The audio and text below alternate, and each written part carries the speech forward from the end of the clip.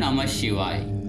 आप लोगों में से लगभग के साथ ऐसा होता होगा कि जब शिव मंदिर पर जाकर भोले बाबा पर जैसी बेलपत्र चढ़ाते हैं या फिर अन्य सामग्री चढ़ाते हैं और बस उतनी ही देर में कोई न कोई अन्य व्यक्ति आकर आपकी बेलपत्र आदि सामग्री को उतार कर एक किनारे रखकर और अपना जल और अपना बेलपत्र चढ़ा देता है, तो क्या आपका जो बेलपत्र शिवलिंग से नीचे उतर कर रख दिया गया है, क्या उसे भोले बाबा स्वीकार करते हैं? ऐसा सवाल आपके मन में जरूर आता होगा। जैसे ही भोले बाबा को बेलपत्र चढ़ाकर आंखें बंद कर कर उनके सामने बैठते हैं और एक ही झलक में आपकी बेलपत्र आदि सामग्री भगवान शिव को चढ़ाई है वह उतार कर किनारे रख दी जाती है, तो क्या हमारी उतार दी गई बेलपत्र को भगवान शिव स्वीकार करते हैं? यह हमारे द्वारा की गई पूजा को भगवान शिव स्वीकार करते हैं। तो आज हम आपको इस बात का उत्तर देते हैं और महाशिव पुराण में भी वर्णित है। आप सभी दर्शकों का हमारे चैनल दिव्य भक्ति वाणी पर हार्दिक अभिनंदन और स्वागत है। तो देखिए, किसी और व्यक्ति द्वारा बेलपत्र या अन्य जो सामग्री शिवलिंग पर समर्पित की गई है उसे कभी भी हटाकर अपने द्वारा लाया गया जल भोले बाबा को नहीं चढ़ाना चाहिए, न ही अपने द्वारा लाया गया बेलपत्र आदि चढ़ाना चाहिए, क्योंकि जो भी व्यक्ति ईर्ष्यावश दूसरों के द्वारा चढ़ाई गई बेलपत्र को उतार देता है और स्वयं जल चढ़ाता है, तो उस व्यक्ति की पूजा शंकर भगवान कभी नहीं स्वीकार करते हैं। ऐसा शिव पुराण में वर्णित है। लेकिन आपको अपना लाया हुआ जल और बेलपत्र आदि सामग्री चढ़ानी है शिवलिंग पर, तो आप पहले से ही सारी सामग्री को प्रेम से बिना ईर्ष्या के उस सामग्री आदि को उतार कर शिवलिंग के किनारे रख सकते हैं, क्योंकि भोले बाबा उसी की पूजा स्वीकार करते हैं जो व्यक्ति दूसरों के प्रति ईर्ष्या न रखता हो और प्रेम से पूजा करता हो।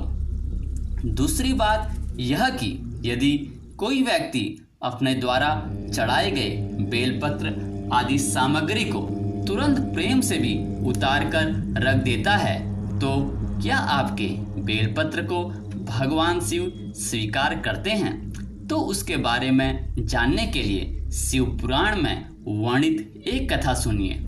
आप सभी जानते हैं कि पार्वती माता भगवान शिव को बेलपत्र पर समर्पित करती थी।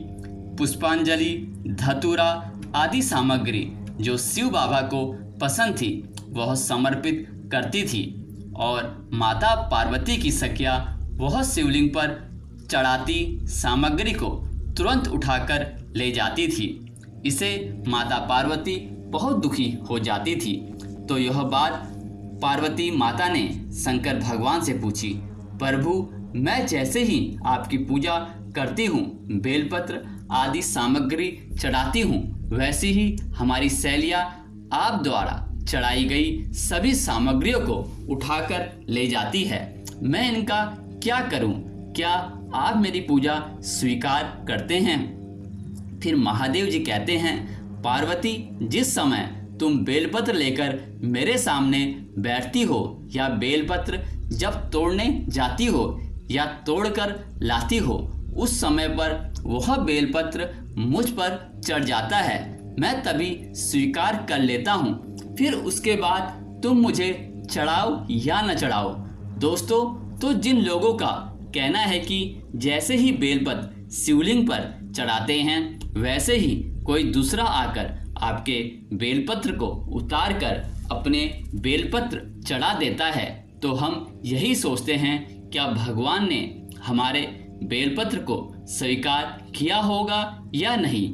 अब एकदम निश्चित हो जाए, हमारे बाबा भोलेनाथ का और शिव पुराण में यही कहना है कि जिस व्यक्ति हम बेलपत्र को पेड़ से तोड़ने जाते हैं या बेलपत्र को थाली में लेकर भगवान शिव के पास बैठते हैं, उस समय वह बेलपत्र भगवान शिव स्वीकार कर लेते हैं, क्योंकि आपने पहले से ही बेलपत्र को दिल से समर्पित कर दिया है।